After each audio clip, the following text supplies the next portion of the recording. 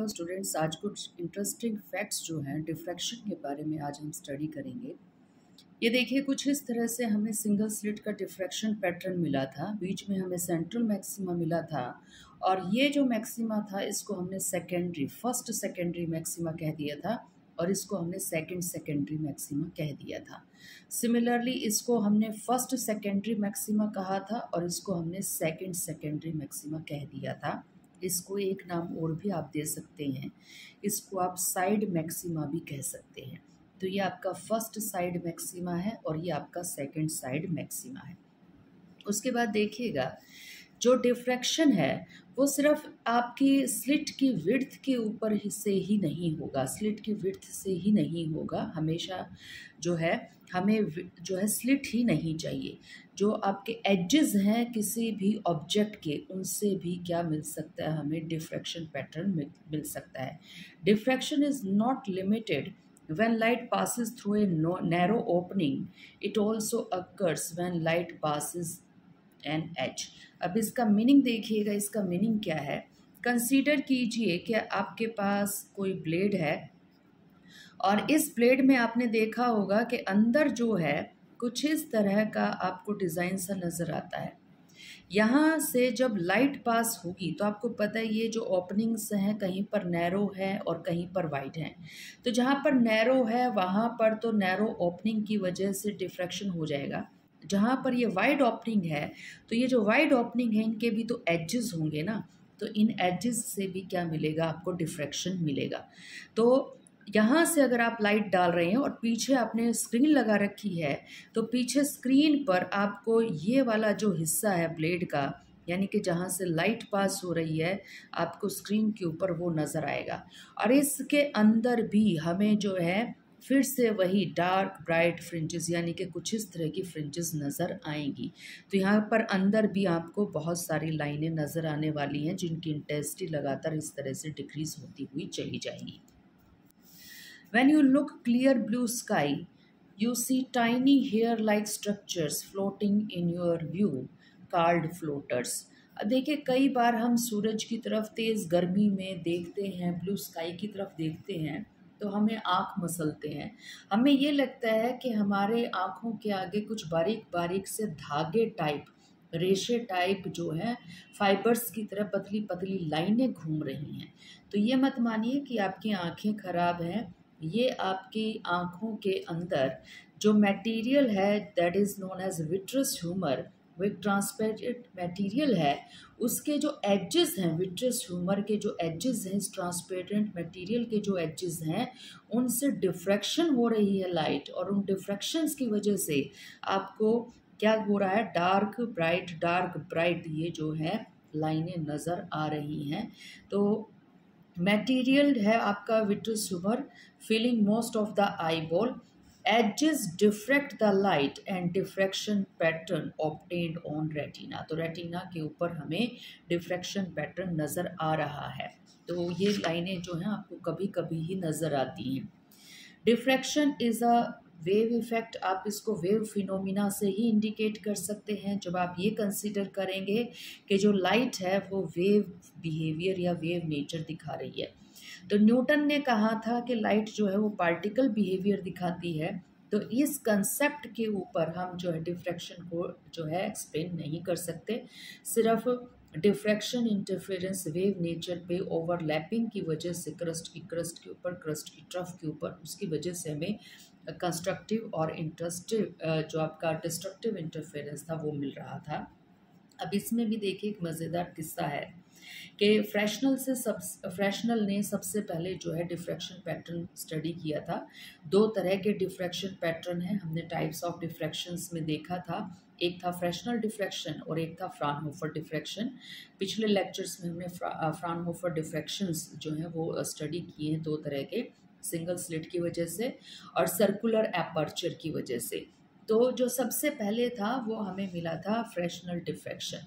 तो Augustine Fresnel military engineer थे। उन्होंने ये देखा कि जब भी लाइट किसी चीज़ से टकराकर, यानी कि कॉर्नर से टकराकर, एजेस से टकराकर जाती है, तो जो ज्योमेट्रिकल शेडो रीजन है उसके अंदर भी लाइट का कुछ जो है कुछ एक्सटेंट तक लाइट हमें मिलती है।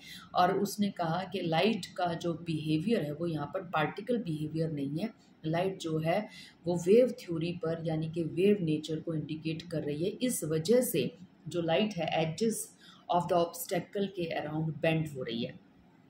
अगस्टन फ्रेंसनल ने वेव थ्योरी दी, लेकिन जब वेव थ्योरी से डिफ्रैक्शन को एक्सप्लेन किया, हाइगन्स ने वेव थ्योरी तो पहले ही दे दी थी, लेकिन जब फ्रेशनल ने डिफ्रैक्शन को वेव थ्योरी से एक्सप्लेन किया, उस टाइम तक साइंटिस्ट जो है न्यूटन्स का पार्टिकल नेचर पे उनका बिलीव ज़्यादा था कि जो लाइट है वो पार्टिकल्स की तरह बिहेव करती है। तो फ्रेंच एकेडमी में उन्होंने अपने डिफ्रैक्शन का जो रिटर्न मटेरियल था, पेपर था, रिसर्च पेपर था, वो भेजा, लेकिन उस टाइम तक फ्रेंच एकेडमी में मैक्सिमम पर्सन जो है न्यूटन्स के पार्टिकल बिहेवियर ऑफ रेडिएशंस को, लाइट को कंसीडर कर रहे थे। तो उन्होंने जो है उसको कंसीडर नहीं किया, लेकिन बार बार पेपर भेजने के बाद उन्होंने क्या किया कि एक प्राइज़ कंपटीशन ऑर्गेनाइज करवा दिया। और किस चीज़ का कंपटीशन करवाया उन्होंने? ऐसे राइटिंग, और ऐसे राइटिंग का जो टॉपिक था वो था डिफ्रैक्शन। फ्रेशनल ने उस कंपटीशन में ऐसे राइटिंग का कंपटीशन जिसका टॉपिक डिफ्रैक्शन था उसमें फर्स्ट प्राइज़ जो है वो जीत लिया। अब जो है जिस कमेटी ने उनको फर्स्ट प्राइज़ दिया उसमें जो है न्यूटन्स के फॉलोवर्स बहुत थे, यानी कि न्यूटन का जो पार्टिकल बिहेवियर था लाइट का उसको फॉलो करने वाले बहुत थे। तो उन्होंने क्या किया कि ये सोचा कि जो फ्रेशनल ने थ्योरी दी है कि लाइट किसी भी सर्कल में से, होल में से अगर पास हो रही है तो यहाँ पर ब्राइटनेस में आपको यहाँ पर भी फ्रिंजेस मिलने वाली हैं, डार्क पैटर्न्स मिलने वाले हैं। तो prize committee arranged a test to check whether the light waves flare into the shadow region as the pass the edges of a sphere and results were experimentally verified। तो उन्होंने ये देखा कि Fresnel ने जो थ्योरी दी है वो experimentally prove है, तब जाके उन्होंने फ्रेशनल का जो डिफ्रैक्शन का एक्सप्लेनेशन था वो कंसीडर किया। उससे पहले तक वो पार्टिकल नेचर ऑफ लाइट के ऊपर ही स्ट्रेस दे रहे थे। अब देखिएगा कंडीशन हमने मिनिमम की बार बार क्या कही थी कि ये लैम्डा के इक्वल टू लैम्डा के इक्वल है तभी होगा, जबकि इंटरफेरेंस में ये कंडीशन किसके को रिप्रेजेंट किया करती? ये कंस्ट्रक्टिव इंटरफेरेंस को रिप्रेजेंट किया करती। तो सोच के देखिएगा कि ये हमारे पास जो है हमारी स्लिट है, ये ओ से लेकर ए तक, जिसको अब तक हम ए बी कंसीडर करते आ रहे थे, और इसकी विड्थ हमने कितनी कंसीडर की है? ए कंसीडर की है। तो इसको हमने दो पार्ट्स में डिवाइड कर लिया। एक तो आपके पास ये हाफ हो गया, यहाँ से लेकर यहाँ तक a/2, फिर यहाँ से लेकर यहाँ तक भी ये पार्ट भी हमारा कितना हो गया है? a/2 हो गया है। अब लाइट जो है फर्स्ट पार्ट से यहाँ से रे जा रही है, इस रे को कंसीडर कर लीजिए R1 जा रही है, ये रे जा रही है, इस रे को कंसीडर कर लीजिए कितनी जा रही है? R2। और मुझे यहाँ स्क्रीन पर जो मिल रहा है किसी पॉइंट के ऊपर वो मुझे डार्क पोर्शन मिल रहा है। तो सोचिए R1 से रे जा रही है, R2 से रे जा रही है, दोनों पी पर पहुँच गई और मुझे डार्कनेस मिल रही है। इट मीन्स क्रस्ट के ऊपर क्या गिरा है? ट्रफ गिरा है। वो तभी पॉसिबल है जब R1 और R2 के बीच में आधी वेव का फ़र्क हो। इसका मतलब कितना पाथ डिफरेंस हो? λ/2 का हो। तो ठीक है कि R1 से और R2 के बीच में आपके पास एक क्रस्ट का या एक ट्रफ का जो है डिफरेंस आ गया। तो अब ये देखिए किस वजह से आया? इस एक्स्ट्रा पाथ की वजह से आया ना। यही वो एक्स्ट्रा पाथ है जिसकी वजह से एक क्रस्ट और एक ट्रफ क्या हो गया था? ऐड हो गया था। इसको हम ऑलरेडी निकाल चुके थे in the form of sine theta. तो आपके पास अब की बार ये डिस्टेंस कितना है? a/2 है। तो वैसे तो नॉर्मली हम क्या किया करते हैं?